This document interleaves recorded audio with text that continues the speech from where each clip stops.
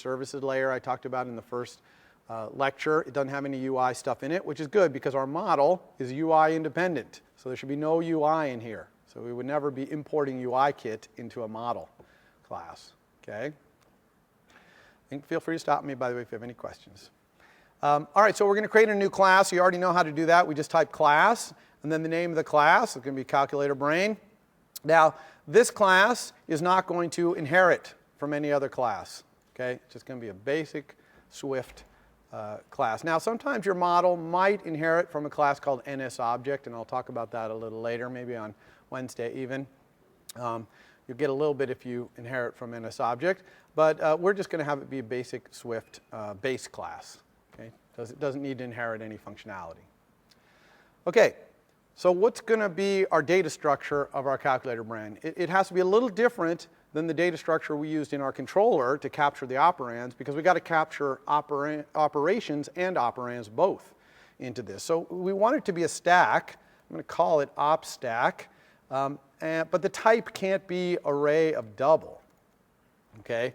Because operands are doubles, but operations are like a combination of a mathematical symbol, like plus or times, and then also a function that actually does the thing, okay? So obviously we can't do that. So we're going to have to need some new data structure. I'm going to call that data structure op, and we're going to define that in a second. So op is going to be something that could be an operand, or maybe it could be an operation. Okay? It could be either or. Okay? Now, a couple of things about this here is, of course, I have to initialize this, so I'm going to do the exact same thing that I did in the controller, which is I'm just going to create an empty array of op. Okay? And I'm even going to use a little different syntax. Okay? We've been using this. I like this syntax because, especially for people who are first time to Swift, it's very clear. This is an array, and inside the array are these ops. But this is evidently not the syntax that is preferred. The preferred syntax is actually to do square bracket op. Okay? So this is just an alternate syntax, putting square brackets with the type in the middle, for declaring an array. It's exactly the same thing. Just a different way of typing it in, identical in every possible way. It's exactly the same. Okay? I think this is a little bit preferred because if you ever initialize an array, which we'll see later, you use this syntax to create the array and put things in it. So I can understand why they do that. Okay? So this is an array of op. That makes sense? Now, let's talk about op.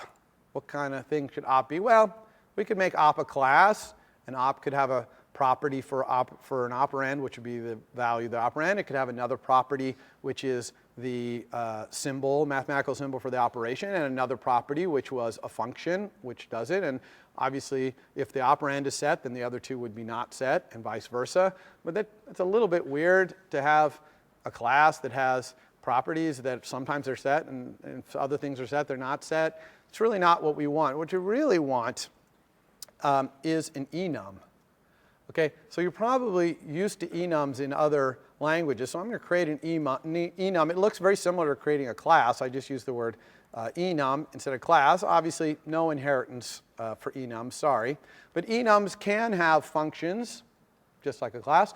They can also have properties, but only computed properties. Okay, they can't have any stored properties.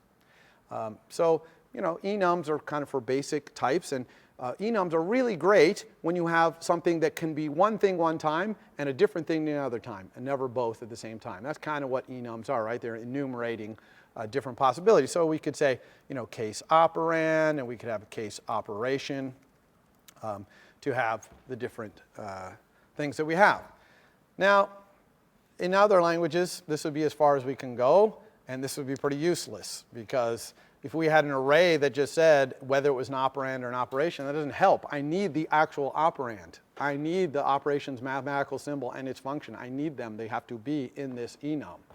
And Swift has a really cool feature where you can associate data with any of the cases in the enum. So for an operand, I'm going to associate the data double. So if my enum is an operand, it'll have this double associated with it. That's going to be the value of the operand. And similarly for operation, I'm actually going to do unary operation first. That's a single argument operation. I'm going to have a string which is going to be the symbol, the mathematical symbol for it. And of course, I'm going to have a function. Okay? Again, functions are just types in Swift. It's no different than string. Okay? We're just saying this is a function. We put a function in there. A lot of times we'll do the curly braces and put a closure, use closures to create our function, but we could create actual functions and pass them in there. It's fine. So, and we'd also want a binary function here too that takes 2 arguments. Binary operation, and just has 2 arguments here in its function. Okay, so now we have a stack, okay, which is an array of ops, and these ops are each op in this array is either an operand or it's one of these 2 kinds of operation. Okay, so so this is great. We got this op. It's either an operation or an operand. How are we going to, put things into this op stack, for example, and stuff like that? So let's go talk about the API. API stands for Application Programming Interface. API is kind of all the methods and properties that make up your class, the description of them. So I'm going to use that word a lot, API. And we really need to be able to put an operand on there in the stack, and we need to be able to put an operation on. So I'm going to have a function called push operand, and it's going to take an operand, which is a double. Okay, it's not going to return anything yet, anyway. And to push an operand on my stack could not be easier. I'm just going to say op stack append. You'll remember that append is a function in array, and the thing that you put on obviously has to be this little type T. T is whatever you put in here, so op in this case. So we obviously have to have an op here. How do you create an enum item? You just say op dot operand, and you give it the associated value. Okay? So very simple kind of way to create these enums and associate the value with them. Any questions about that? Okay, and then how about operations? We'll have, instead of push, we're going to call this perform operation. And I think when I do perform operation, what I'm going to have is my calculator brain is going to have a bunch of known operations, things it knows how to do. And when you perform an operation, you just specify the mathematical symbol of it. So the argument here is going to be symbol, which is a string. Okay, so to append an op on here that it's an operation, I'm going to need to have these known operations. So how am I going to do that? Well, to have known operations, I'm going to create another instance variable here called known ops. It's my known operations. And it's going to be a dictionary. Okay, now you read about dictionaries in last week's reading assignment. That's why I have the reading assignment due today, because then I can know you've read about them. I hope you have. And so how do I create a dictionary? It looks like this, dictionary. And it's the same kind of thing with these angle brackets, because you have to say for the dictionary what type are the keys, what type are the values. And our dictionary is going to have keys that are strings, and it's going to have values that are ops. Oops, sorry, ops. Okay, and I'm going to create one. Okay, everyone understand this? Now, this known ops, I'm just going to put all of the ops that I know in there, where the key is the symbol and the value is the actual op. And then when someone says perform operation, I'm going to look it up in the known ops. And when I find it, then that's the operation I'm going to push onto the stack. Right? Makes sense? But I have to load this known ops up. Oh, well, first of all, so let me talk about this syntax. Just like array has a special syntax with the square brackets, so does dictionary.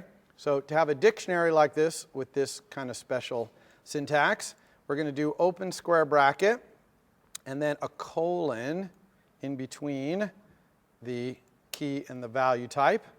So it looks like that. So it looks very similar to array, but you've got this thing where you've got the key and the value separated by a colon. Okay? Same thing though, exact same thing. Just a dictionary, strings, looking up in strings to find ops. All right, so how am I going to initialize this known ops? Well, this is a great time for the first time for you to see an initializer. Okay? So far we've been creating classes, like right here, okay, just by putting these parentheses, and I told you that was calling an initializer in dictionary, okay, and this one was calling an initializer in array. And so we're going to have our own initializer in calculator brain, and we just do that by saying init, like this. Okay? Now, anytime someone says something like let brain equal calculator brain with the parentheses, okay, it's going to call an init that matches the same arguments. In this case, no arguments, so it's going to call this init. Okay? Couldn't be simpler there. So what are we going to do in this init? We're just going to initialize this known ops. I'm just going to start putting some known ops into this known ops dictionary. We need our friend special characters here for that. So let's go ahead and put let's put times here first, I guess. Okay, and we need to create an operation. How do we create an operation? Very similar to how we created this enum, op dot. And times is a binary operation.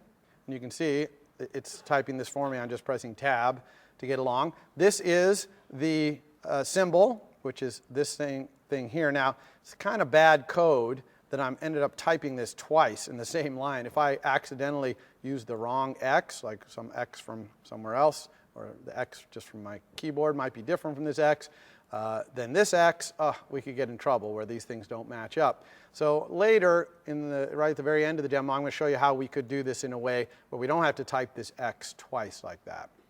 Okay?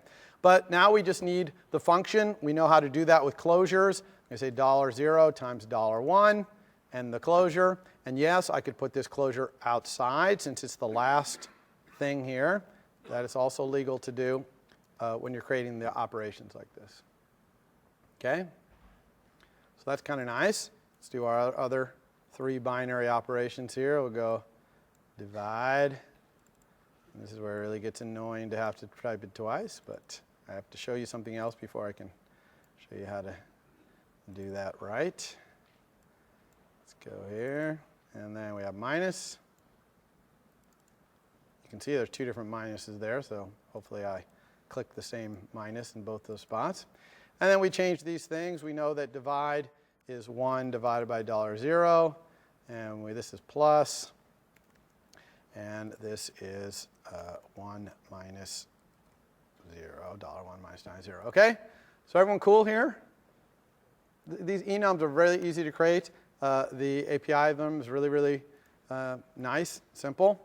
And then we have our other operation, which is our unary operation, which is square root. So let's put that in here. Square root is right here. And we'll put it right here. And square root is not a binary operation. It's a unary operation. Oops. Get all this. Okay. And, of course, inside here, it's square root of $0. Okay, you remember that from last time. So this is good. Now, while I'm here, I want to show you a couple things more about closures. Okay, what is this curly brace? It's a function that takes 1 argument and returns 1 argument. And we know that it's doubles because we're creating a unary operation, and so it's inferring the type here, right? Everyone understand that? Well, there's another function that returns a function, or so there's another function that takes a double and returns a double that does square root. It's called square root. So inside here, we could just say square root. Okay? We don't even need this business. Just want to emphasize that we're just passing a function here, and it can be a named function, or we could use these curly braces. Now, this is really going to freak you out, because watch this. For times, there's a function that does times called times. Okay? So in Swift, all these operators, times and all these things, are just functions. They just happen to be specified in a way that says they can infix, right, between the 2 arguments instead of taking the arguments in parentheses. And we can do the same thing here with plus. Right? Plus. Now, we can't do it with divide and minus because the order is backwards. Right? We put the things on the stack, we put them out, pull them out backwards. So we can't do it with those. But I just want to emphasize that that's what's going on there. Okay, so now we have this nice known op. So we have this thing, it's loaded up. It gets loaded up whenever the calculator brain gets created. So that's all good. Now we can use that down here in perform operation. All right, so how are we going to use this in perform operation? Well, we basically want to let the operation equal known ops sub symbol. Okay, someone passed us a symbol. They're trying to perform this operation. So this is either a plus or times, hopefully an operation we know. And we're going to look it up in known ops. And the way we do that is with this subscript notation with the square brackets. Okay, that's how you look something up in a dictionary. But what might be kind of surprising to you, what type do you think this would be, operation? Any guesses? Yeah, some people are saying the right thing. You'd think this might be an op, because I'm looking up in known ops right here, a string. And so hopefully I'm getting an op. But this is not an op. This actually is an optional op. Okay, now why is that an optional op? Because you might be looking up something that's not in there. And it has to return, oh, nil. Sorry, couldn't find it. So that's why it has to be an optional is returned. So dictionary, whenever you look up something in a dictionary, it always returns an optional. Okay, either nil or the type of thing you said was supposed to be in there. So I'm going to if let here. I'm going to say if I'm able to look up my operation in my known ops, then I'm going to push it onto my op stack. Okay? Everybody cool with that? Make sense? Okay. Now, what's next? Well, now we have, I'm going to take a pause here to talk a little bit about access control. Okay? Access control is about public and private. Okay? What methods in this class are public? In other words, other people can use them. Other classes in my code are allowed to call them. And what things are private? My internal data structures that I don't want people messing with. Okay? So the way public-private works in Swift is kind of interesting. You basically specify the things you want to be private by putting the word private on them. If you don't put any word on them, then they're public inside your program. Okay? And you only use the word public if you're shipping out like a framework of objects to other people, and you want stuff in there to be public outside the framework. So I'm making some framework, a bunch of objects that I'm trying to sell to people or to get people to use to do something. And of course, I'm going to have things where my objects inside my framework can talk to each other. There's no keyword needed for that. Then I'll have things inside certain objects that are private, only to that object. I'll say private. And then some of them might be public that the customer who's buying my objects, my framework, can use. Now in this class, we're not going to be doing frameworks. We don't really have time to get to that. So we're not going to be using the keyword public. We will never use that because we don't have any frameworks. But we are going to use private. And starting with assignment 2, it's one of your evaluation criteria is going to be make private things private. Okay? So that is important to do. And you could just say, well, I like everything to be public. Well, that's bad. Okay? If you make your internal structure public and some other object in your program starts mucking with it and breaks your object, and then you come to a new version of your program and you change something and now everybody's breaking, that's bad. Okay? That's chaos. So the only things that want to be not private are things that you're committing to sign up to support. So in this class, the only public things so far are the initializer. Obviously, we want to allow people to create a calculator brain. That's clearly public. Also, pushing and performing operands and operations, that's public. Okay? Everything else, for now, I'm going to make private. So I'm going to make this private. Notice that if I make this private, it's going to start saying, whoa, wait a second. This can't be public. You know, it can't be non-private because this is private and it uses it. That's what this warning is going to say right here. See, property must be declared private because its type is private. Okay, this type this. But I want this to be private anyway. This is my internal data structure, op stack. Now, known ops is kind of an interesting one. Maybe I would want that to be public one day because maybe I want people to use my calculator brain and teach it new ops. That wouldn't be that unreasonable. However, I'm not ready to support that functionality in my calculator brain. I'm just not sure I want to do it this way. Maybe I don't want this property to be public. I might want to have some functions to learn an op or something like that. So I'm just not sure. So I'm going to start out private. And that's really, when you're designing APIs, you want to kind of start out, make it private first, and then open it up as you're willing to support that functionality. Question? Is the common view in Swift to make most instance variables private and use getters and setters, or is it to make them, if they are supposed to be public, or make them public and then let the... All right, so the question is it kind of part of the Swift way to make most instance variables private and then have getters and setters that are public to get them? that doesn't really even make sense in Swift. That's more of an Objective-C thing. In Objective-C, you had instance variables, and then you had properties that would get and set them. In Swift, it's kind of merged those a little bit closer together, so that properties are really kind of the public or private getters and setters. So if you have a property, you just have to decide whether you want people to access it or not. And if not, make it private, and if so, make it public. And that, don't make it non-private, basically. And that's all you need to think about. I wouldn't even think in Swift in terms of instance variable versus the property. Now, it is still possible in Swift to do that because you have computed properties. And those could be setters and getters that are setting private properties. But we're going to see on Wednesday even, I'm going to talk to you a little bit about a way that when your properties get set, you can intervene. You can check them to make sure the value is okay. So if you have a public property, you can still protect it by intervening a little bit when people set it or try and get it. So it is possible to still have some protection there. We'll see that. All right, so these are our only public things. Now, there's only one other public thing we need to do in our calculator brain, which is we need to let people evaluate this stack. So people are pushing operands and performing operations. Now they want to know what's the result. Okay? They pushed an operand of a 5. They pushed an operand of a 4. They performed operation plus. They want to see 4 plus 5. Where's that 9? Okay? They need the result. So we need another public method here, which I'm going to call evaluate. Okay? And evaluate could have it return a double, for example, and it would just evaluate this op stack and return the value. But I really can't make this a double. Really, this has to be an optional. Okay, why does this have to be an optional? Well, that's because someone might get my calculator brain, and the first thing they do is they say, perform operation plus. Okay, well, I have no operands, okay, and you're asking me to evaluate plus. I can't do that. So I have to return something to you that lets you know I could not evaluate what you asked me to evaluate, so I'm going to return nil in that case. So evaluate here really needs to be an optional. Okay, so you can see some of the thinking. When do you make something an optional, when not?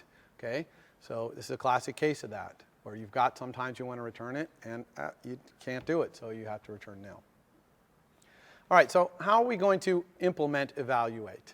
Okay, how many people in this class, raise your hands, don't be shy, are you comfortable with the computer science concept of recursion? Okay, excellent. That's about 80 or 90%. So I'm going to explain this really fast then. And if you don't understand recursion, if you didn't raise your hand, that's something you should go review. Okay, recursion is something you should know by the time you take this class. So that's something you definitely want to know. So how are we going to use recursion to evaluate this stack? All right, looks like this. I'm going to do a sample stack right here. So let's say I put a 6 on the stack, and then I put a 5, then I put a plus, then I put a 4, then I put times. Okay, so here's our stack, and I'm going to evaluate this, and I'm going to use recursion. How am I going to do that? Well, really, what I'm going to do is I'm going to have a helper method here, a recursive helper method. I'm going to call it evaluate also, actually.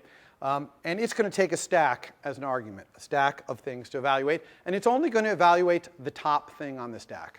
That's it. It's just going to evaluate the top thing on the stack and return it. But the top thing on the stack might involve looking at every single one of these, right? Because this times needs its 2 operations. So let's look at this. This recursive evaluate is going to come in here. It's going to try and evaluate the top of the stack, which is a times. Okay, so it's like, okay, I'm doing times. Now, for times, it needs two operands here for times. So it recursively calls itself to say, give me the first operand for times. And so recursively comes in here. It finds a 4 on the top. It's like, I know how to evaluate 4. It's 4. So it just returns. Okay? So now I have my first operand. Okay? Now I take the rest of the stack and evaluate it to get the second one. And when I do that, I get plus. Okay? So plus says, oh, I have to evaluate plus. It needs operands. So I come over here. I'm getting a plus. And I got to go recursive again to go get its operands. I get the 5. That's good. I'm going to go recursive again, get the 6 over here, and I've evaluated the whole stack. So you see how I have to keep going back recursively to my evaluate to get the operands for my operations. Once I get to an operand, I can stop. Okay, as a number, I got it, and I'm out of there. But every time I encounter another operation, I have to keep going recursively to get all my arguments. Any questions about that? Okay, so it's actually going to be pretty simple recursion. When you see the code, you're going to be, oh, yeah, that makes sense. So I'm going to have this separate, I'm going to put this up on top for scrolling reasons. Oops, didn't mean that. A separate evaluate. And this evaluate is going to take a stack of ops as its argument.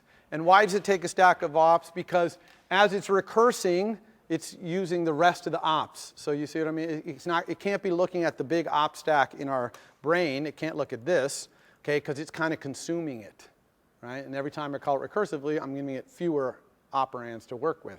So this is what I'm doing. Now, the first time I call it, right here, I'm going to give it the full op stack. So I'll call my recursive one from here. Now, what's this thing going to return? Okay, that's interesting. And here's a big new thing for you to see. You've read about it. I can't remember even I asked you to read about this, but I guess I didn't, which is tuples. Okay, so in Swift, you can combine multiple things together into one kind of really mini data structure called a tuple. Okay, don't let the 2 sound in there fool you. It's not just 2, it's any number. Okay, and you just put them in a parentheses. Okay, and that's it. So you can use this for return values. So I've got a function right here, and I actually need to return 2 things from this evaluate. Okay, one thing I need to return is the result of evaluating it. But the other thing I need to return is the rest of the stack that I didn't use. Because as I'm working my way down here, and I take off that times, and the 4 and the 5, okay, I'm consuming things, but then I'm leaving the rest of the stack. So I have to keep returning what's left of the stack so I can keep consuming it. Okay? So I'm going to return this in a tuple. Tuples could not be simpler syntax, just open parentheses, not 9, open parentheses, and then just all the types of things you want in here. So I'm going to return a double question mark. That's my result. Okay? That's what's eventually going to be returned out here after all the recursion unwinds. And then also, I'm going to have the ops that are left over. Now, a tuple can look just like this, unnamed. You see how these things are not named, each of these things in here? But you can also put names in here if you want as well. So maybe I would call this one the result, okay? And I would call this one remaining ops. Okay? And I kind of recommend putting those in there, and you'll see why in a second, because there's 2 ways to call a function that returns a tuple and get the results. And one of the ways requires that you name these. Okay? So it doesn't hurt to name them. You might as well. It's good documentation. Someone looking at this now knows, oh yeah, this is the result of the evaluation, and this is the ops that were left over. Okay? All right. So let's dive in here. The first line of code I'm going to put in this recursive function is the failure line of code, which is return nil ops. Okay? So if I fail, okay, I'm going to try and do my best in here to evaluate these ops you passed me. But if I fail, I'm just going to return my result of nil. Okay? And that's going to be my default, is to return nil. So now I know I failed. So if I run out of operands or I run out of stack, can't find it, for example, it's just going to fall out here and return nil. Okay? So that's good. So what do I need to do here? Well, first thing is I need to make sure I have some ops. So I'm going to check to see if the ops is not empty. Okay? If you've handed me a stack of no ops to evaluate, I can't do that. So I'm just going to return nil. Okay? So that's the very first thing. I got to make sure I have some ops to work with. Now I'm going to grab the first op off the stack. So in this example, I'm going to grab that x off of here. Okay? I'm going to do that. I'm going to try to do that by saying let op equal ops. Okay? Ops is this argument right here. Okay? That's the ops you told me to work on. And we know how to remove last. Remember removed last from last time? Removes the last thing off an array. And when we are trying to make an array look like a stack, that's how we do it. Okay? We push things by putting things on the end of the array. We pop things by pulling it out. But you can see I got an error there. And it's very important to understand why I have an error here. Okay? So I'm going to click on it. We're going to read what it says. It says immutable value of type array of op only has a mutating member named remove last. Okay, well, this is kind of a formal way of saying you can't do remove last on